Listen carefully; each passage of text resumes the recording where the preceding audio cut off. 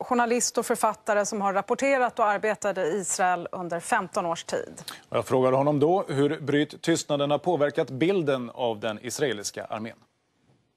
It's very difficult to criticize the army in Israel, as in any other country. But what's happened in the last few years is that the criticism of the Israeli army has moved into the mainstream media. We see the reports from Breaking the Silence and other organizations like them being debated and discussed in mainstream television, in mainstream newspapers, and it's entered the public discussion, which is a very big move over the last few years. Mr. Kalman, the vision of Breaking the Silence is to actually end the occupation. Do you think that these testimonies will help them achieve their goal?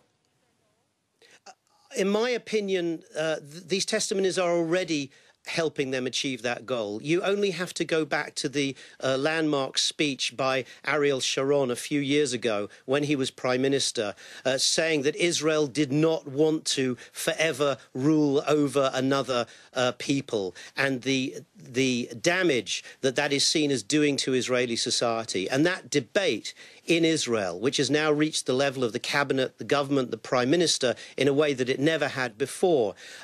This is a debate that is based entirely on testimonies like the testimonies that we see from Breaking the Silence. They have awoken normal Israelis to the things that happen when you occupy another people for many, many years. And in that respect, I think they have already contributed to a very broad consensus in Israel that somehow the occupation must end and that there must be a solution that brings about the existence of two states for two people, Israel and Palestine, side by side. At the same time, right now, the Israeli government is building settlements, has not been very into having peace talks and so on. How does this, isn't there a conflict here?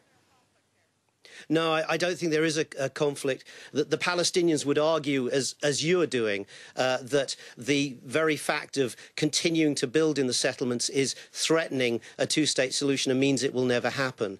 But the Israeli government says that that's not connected. They say whatever's going on the ground in terms of building or whatever, we believe in principle in a two-state solution. And even if we have to remove some of those settlements in future in order to have a two-state solution, we will, just as we did in Gaza, where they removed a number of settlements and expelled 6,000 settlers. So although it does look like a contradiction, we're talking on the one hand about a government policy and principle, on the other hand about tactics on the ground.